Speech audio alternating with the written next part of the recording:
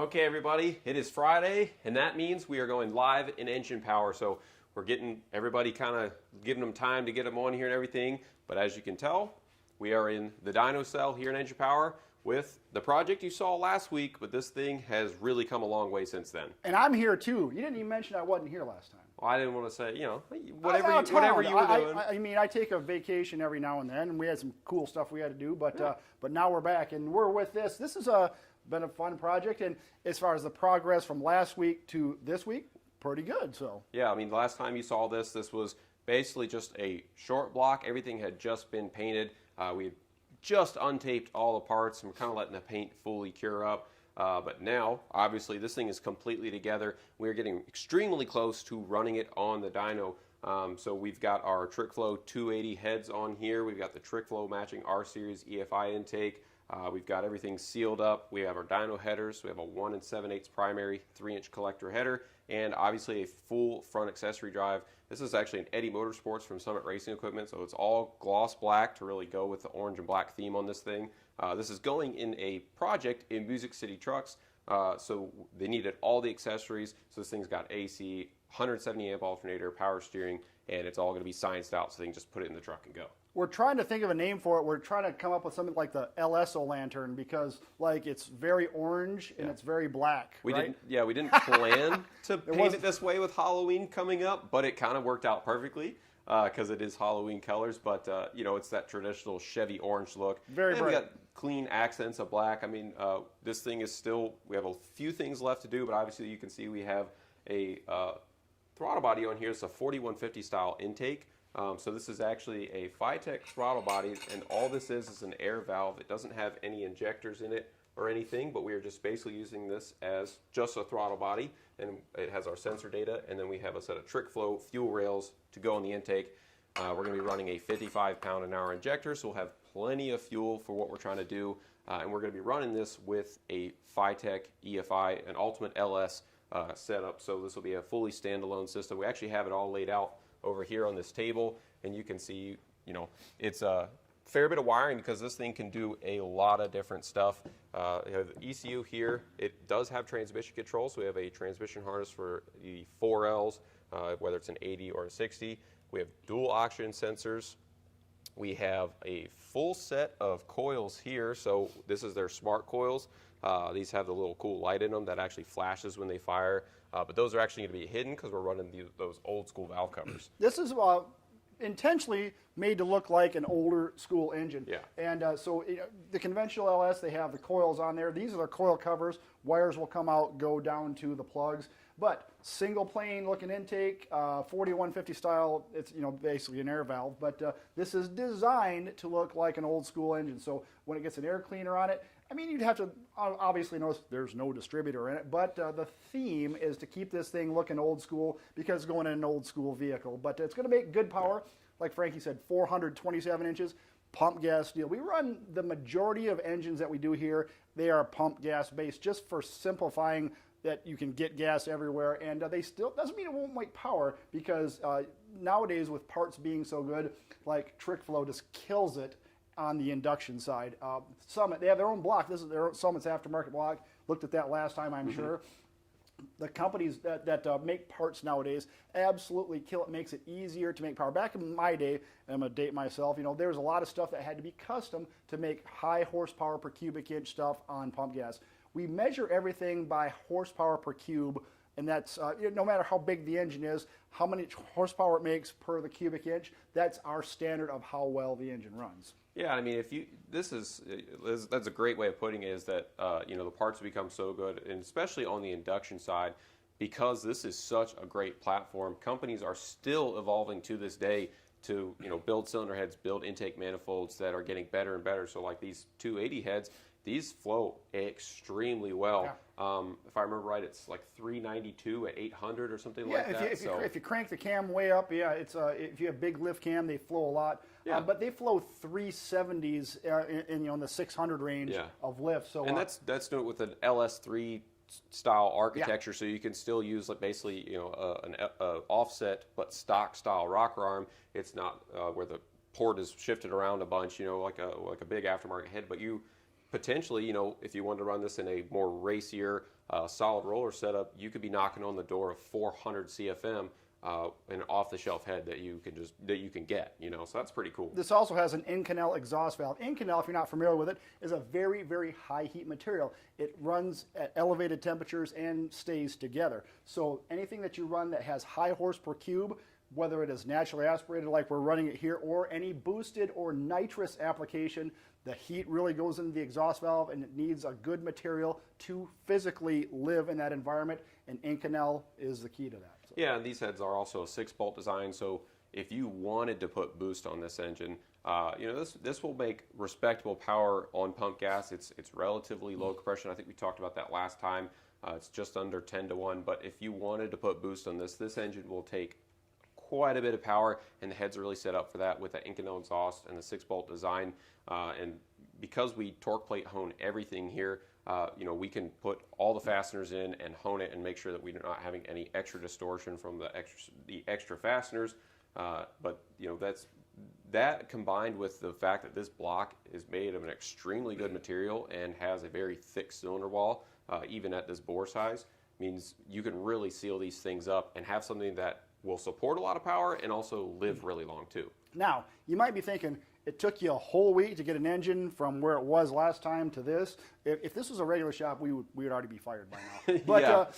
The thing we do, we shoot obviously everything that we do. That's part of what we do. This is kind of a little behind the scenes. It takes time to do this, so sometimes we have to mock things up to make sure they work. We have to also make sure everything is doing what it's supposed to before we actually shoot it, because we pride ourselves on good data and education. So everything that you see, it's been time and time again looked at, fitted up, made sure everything is cool before we actually show it to the world. But on the behind the scenes stuff, we're not going to show a lot of the dyno hookups and stuff. We actually might do another show about dynoing and more in depth. Our Superflow Power Mark here, this is a state-of-the-art dyno, right?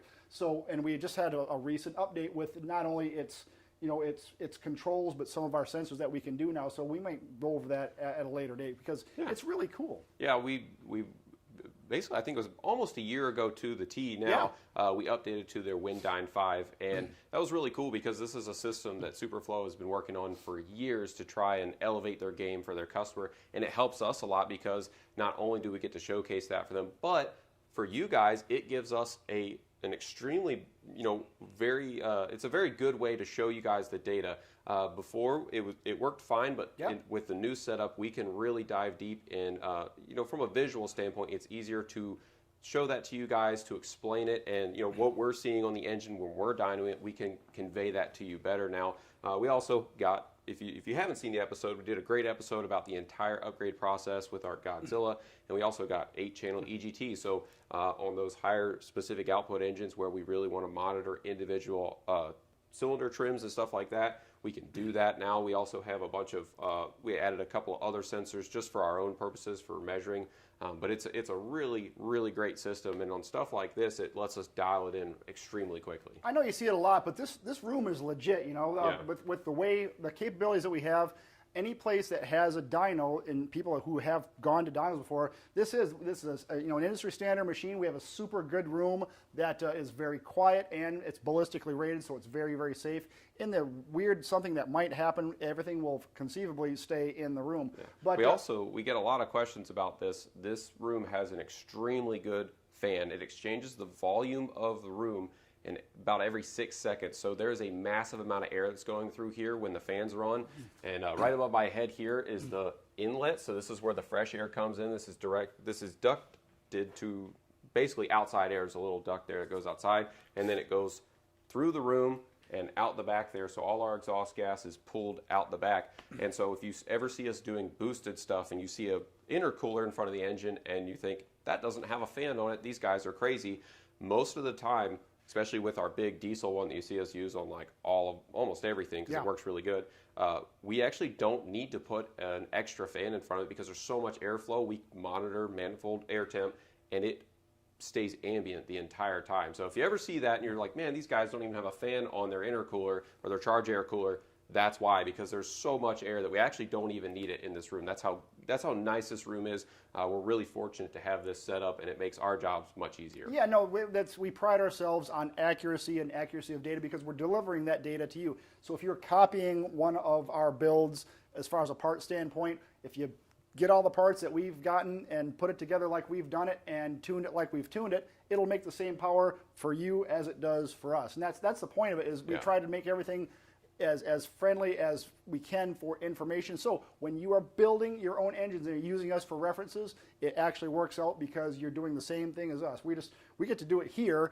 but it doesn't mean it's not going to make different power somewhere else. If everything's right, it'll do the same thing. Yeah, and you can even use the data. I mean, we try to show you guys as much of the data as we can, and you can use that to scale our engines up or down for your needs. You know, you might not need this level of engine, but you can use some of the parts and some of the data that we have and adjust it to what you need, because we always say engines are application specific. So we build them for the purpose that they're intended. And if you want to scale this up to make a lot more power, you absolutely could do that. You could put a larger cylinder head on it. You could put more cam in it, and it will make more power. But for what we are doing with this particular one, we built it for the application, and that's how every engine we do is we spec out all the parts. Pat and I are the ones that pick the parts, design the combination basically, and then do obviously all the assembly, fitment, and ultimately testing. But we design the engines to do what they need to when they get into the vehicle or for the application.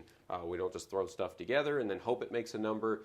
We make sure that we have the parts in the engine to support the power and produce it. Yeah, we're the ones that do it. There is no ninja crew that comes in and does any of the work. Yeah. Him and I, if you see it, we're the ones that do it. The things you don't see is us setting bearing clearance at 11 o'clock at night on a Sunday or something like that. There's always lots to do here. And to make TV and content for what we do takes a lot of time to get it to the point where we can shoot it, like I said before. So the thing with what we do, we build lots of engines, right? So the data that we use, all the data is applicable to everything else. Scalable power. You can make things, we get a lot of questions where, hey, why didn't you do this? Because this could have made more power. Well, of course it could have made more power. Or why didn't you use this platform instead of whatever? Everything is application specific. We try to do a little bit of everything, and nothing's off the table. We throw a lot of projects, ideas at the wall, and we see what sticks. And so, and next year we got some really cool stuff that's going to come up. So, I mean, I think we did some cool stuff this year too. Yeah. We're not done yet. We got a few more. We have another LS. Our junkyard LS is going to be coming back. We have maybe another 427 that's coming back. A 427. That's it's old school but new school. It's the old school version. Yeah. So we got a lot of cool stuff coming.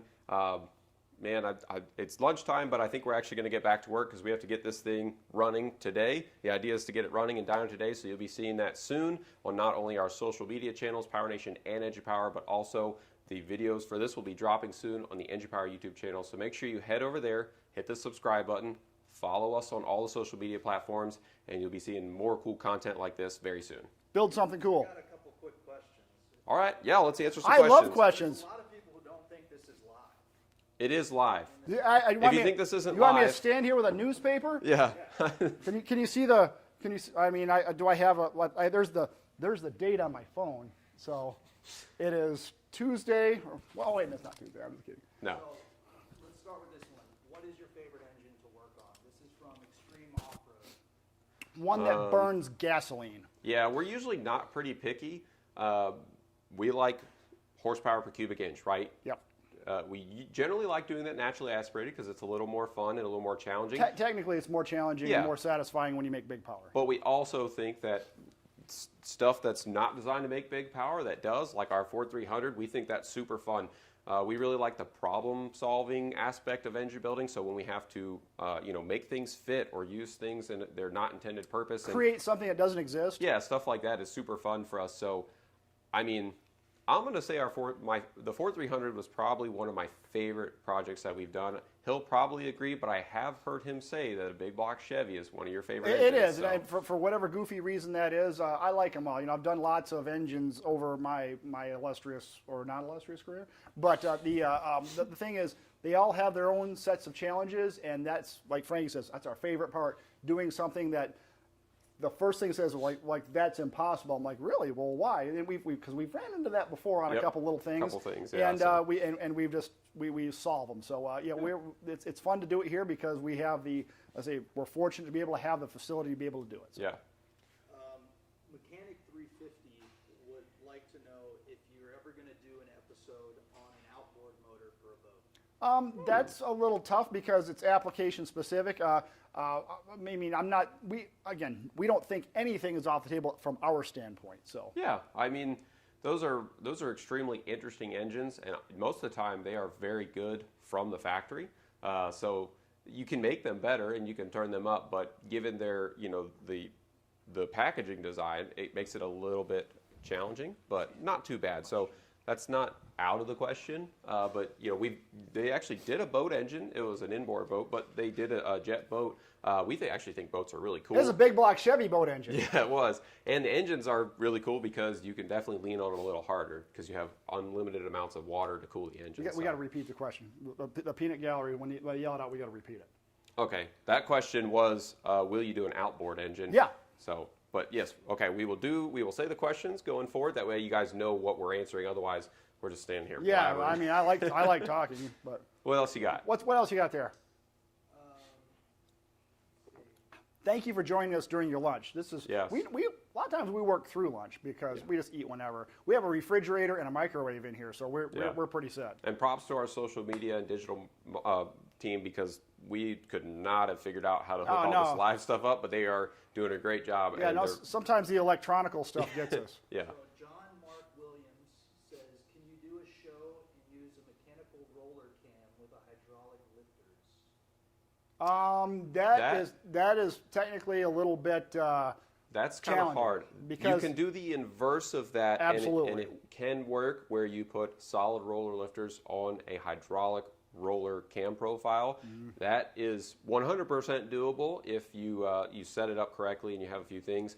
Doing a hydraulic roller on a solid roller cam profile is, I don't want to say it's impossible because that kind of locks it in, but the lifter is not designed usually to take. And neither is the ramp on the lobe side. Yeah, you would it's have not to have designed to do the that. most milk toast mild lobe for that to work, Yeah, and then that would kind of defeat the purpose. The lifter is not designed to take usually the aggressive profiles that the solid rollers are set up for. So it just, like he said, you could theoretically make one work, but it would kind of defeat the purpose of the acceleration rate of the ramp on the cam is the big kicker there because mechanical rollers are specifically designed for seat-to-seat timing and fast valve actuation at very low lift levels. So it's not that you couldn't do it, but I don't know. It would, if you attempted it on just a regular roller cam, you would break a lot of stuff. Yeah. There's a lot of motor suggestions here. Okay. Larry May, he's asking, would you ever build a 351 Windsor motor? Yeah, we've done lots of 351 Windsor. Yeah, we. Yep. Man, I think the last one we did, we gave away, wasn't Yeah, it? we did. We did a 410 that was Windsor based. Yeah. Windsor 351 based, fuel injected, really nice engine. I actually did a coil near plug conversion on it and stuff. It was all high techy. Yeah, so we might do some in the future if you've been following along. We have done our 302 versus 305 showdown. Yep. There's nothing that says we won't do a 350 versus 351 showdown in the future. Maybe throw a 360 Magnum in there or an LA. So yes, we absolutely. I'm sure we will do another one in the near future. If we can dream up a fun application for it, or if one of the other shops needs an engine. Sure. How do you convert a 1977 Ford F-150 from propane to gasoline? We're talking about a 77 Ford from a propane to a gasoline or gasoline to propane? Propane to gasoline. Propane to gasoline is easy peasy because just change the fuel system basically. Yep, you're gonna change your fuel system. You're gonna put a mechanical fuel pump in it for gasoline, and you switch the carburetor out. Propane versus, as a matter of fact, when we did the 300 way back in the day, that was an actual propane engine. Yeah. And we took the propane mixer valve off that thing that was antiquated and not really going to work because we're never at that point going to run something on propane. Well, we might run stuff on. There's almost There's so many ideas that we want to do, and we got to get lined out to do. We have to put a lot of things in place to do things like that. But to simplify your answer, you put a fuel system in it, just like you would for a fuel tank, fuel pump of either mechanical or electrical, and actually just put a gasoline carburetor on it. You're good to go. Yep. Let's just do one more. One more. Last one. All right. Somebody would like to see a 440 versus a 454. 440 Okay. Mopar. Mopar, Someone would say that someone would like to see a 440, which is a big block Mopar, versus 454 Chevy. Yeah. I mean, That's pretty cool. Yeah, give us your opinions on shootouts, right? Yeah. Because we right now What you want to see? what you want to see. What versus what? 302 versus 305, 350 versus 351, 360 Magnum versus the World, Yeah. whatever the heck, Yeah. But yeah, we've never done that specifically. We have done the engines individual. We have a 505-inch Mopar that's going in the Dart project down the street here, and it's a bad dude, right? Yeah. But And I think we could. That's not out of the question. Maybe we could do it kind of like our 302 versus 305, where it's kind of a staged, build where we do, mild upgrades to each one and see how they stack up, because that kind of stuff. We know you guys love it because that stuff gets the most views, and we think it's a lot of fun because we just basically get to take these junkyard engines and start upgrading them and play with them and stuff like that. So that's a good suggestion. Maybe we throw another 460 in there too and do a shootout with all three of them. But big three, big blocks, small blocks, shootout style. Hey, that'd be cool. There's a lot of opportunities in there. So just let us know what you'd like to see. Yeah, if you guys have any other suggestions for builds or shootouts, put them in the comments, and we'll look at them. And if we get enough, maybe we'll do one. We'll do what we can. Yeah. So up until then, next one of these we do, we'll see you then. It's a lot of behind the scenes. Thank you for joining us, and let's say go build something cool. See you in a week.